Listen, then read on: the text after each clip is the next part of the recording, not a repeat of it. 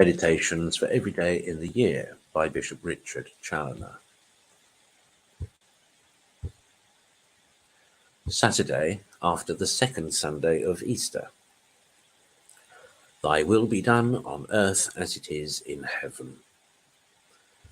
Consider first that in this third petition the soul embraces with all her heart the holy will of God, earnestly desiring and praying that both she herself and every soul upon earth may ever be both a faithful servant and true lover of the divine will, even as the saints and angels are in heaven, who are so absorbed in the love of God that they have no other will but the will of God.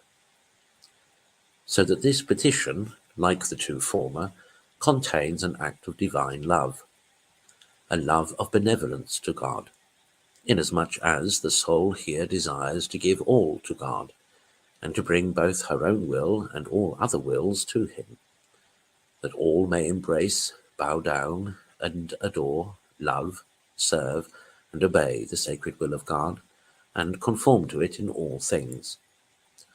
And a love of the most perfect charity to ourselves and to our neighbours, in desiring and procuring for ourselves and them so great a good as is this perfect conformity to the will of God, and that God's holy will may ever be done, both in us and by us.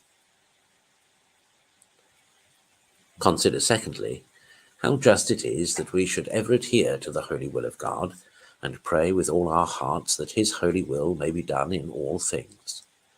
The will of God is always good, is always wise, is always right and equitable, is always beautiful, and therefore we ought always to embrace it and love it.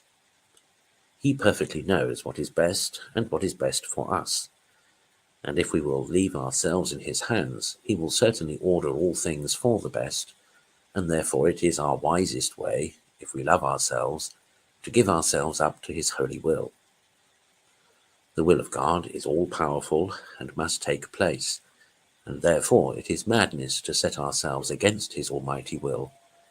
It serves for nothing but to make us miserable. The will of God, in effect, is God himself, and therefore we must ever submit and obey it.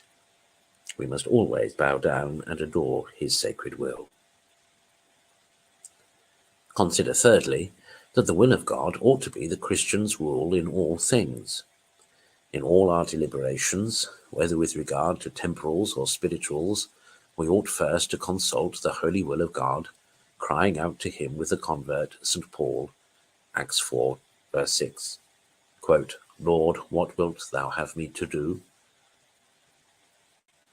And this with the sincere to know and a perfect readiness of mind to follow his will in whatever way he is pleased to order or direct, not seeking that his will should bend to ours, but that ours may ever conform to his.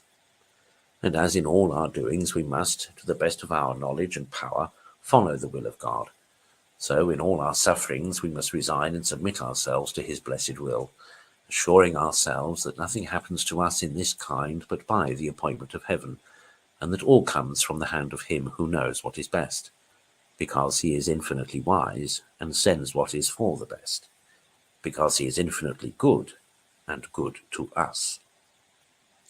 Conclude ever to recite this third petition of the Lord's Prayer with these dispositions of the love of God and of the holy will, and of a perfect conformity in all things to his holy will. We read of a servant of God, Gregory Lopez, that for some years at every breath repeated this petition: "Thy will be done on earth as it is in heaven." Oh, that we could be always in the like happy sentiments.